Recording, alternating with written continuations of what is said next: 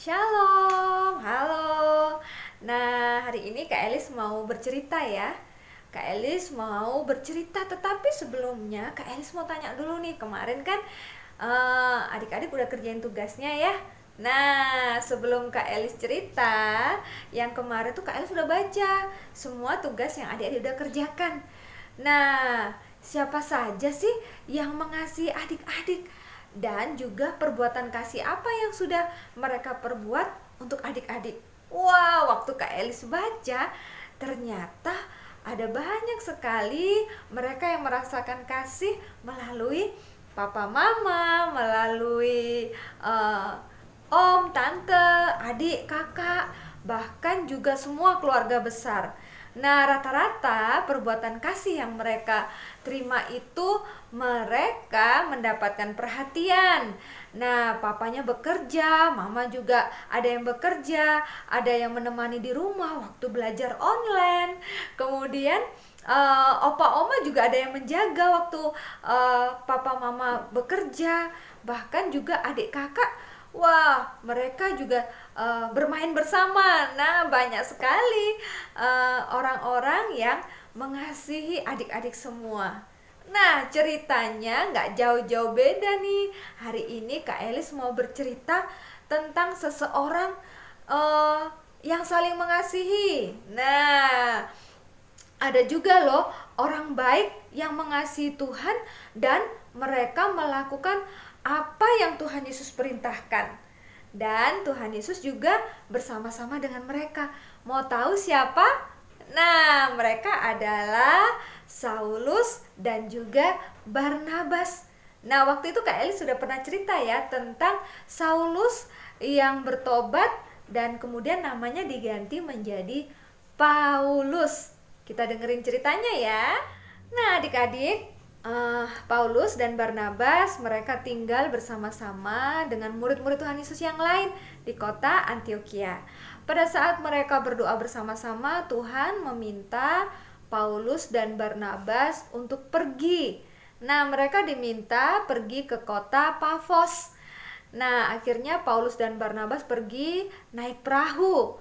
Nah, Yohanes pun juga ikut pergi untuk membantu mereka. Nah, adik-adik di sana ada seorang gubernur, namanya itu Sergius. Nah, dia itu gubernur yang pintar ya, pintar di Pulau Pafos. Dan dia mengundang Paulus dan Barnabas untuk datang ke sana. Tetapi di sana ada tukang sihir. Nah, tukang sihir itu kalau sekarang itu seperti tukang sulap ya. Nah, tukang sihir ini dia tidak senang dengan Paulus dan Barnabas karena mereka pasti akan memberitakan cerita tentang Tuhan Yesus. Jadi tukang sihir ini dia tidak senang. Nah, adik-adik catat ya, tukang sihir ini namanya adalah Elimas. Nah, tukang sihir itu berkata kepada gubernur Sergius bahwa Tuhan Yesus itu nggak ada, jadi nggak usah percaya ya, bohong ceritanya Paulus dan Barnabas. Nah, seperti itu. Nah, tapi tiba-tiba Roh Kudus Tuhan berbicara kepada Paulus bahwa tukang sihir itu nih nanti dia akan membujuk gubernur, jadi harus hati-hati. Nah, adik-adik, kemudian Paulus berkata kepada tukang sihir itu bahwa dia akan menjadi buta beberapa hari ini. Nah, adik-adik, ternyata perkataan Paulus itu benar. Akhirnya tukang sihir ini dia buta sampai dia dituntun oleh teman-temannya untuk berjalan karena orang buta pasti tidak bisa melihat ya. Nah, adik-adik selanjutnya melihat kejadian itu, akhirnya gubernur menjadi takjub. Akhirnya gubernur semakin percaya kepada Tuhan Yesus dan gubernur senang sekali melihat bagaimana perbuatan Tuhan Yesus melalui Paulus dan Barnabas. Akhirnya gubernur semakin percaya kepada Tuhan Yesus. Nah, adik-adik, dari cerita kita hari ini ada banyak ya orang yang saling mengasihi. Dari cerita tadi ya, Yohanes ikut sama Paulus dan Barnabas karena dia sayang, dia mengasihi Paulus dan Barnabas. Bahkan sampai tiba di tempat tujuan pun mereka juga ditolong langsung oleh gubernur. Nah, adik-adik, penyertaan Tuhan terhadap Paulus dan Barnabas sama dengan kita, ya. Kalau kita mengasihi orang lain, pasti Tuhan akan menolong dan memberkati kita. Nah, adik-adik, kalau kita sudah ditolong sama Tuhan Yesus, jangan lupa ya, kita pun harus berbuat baik kepada orang lain.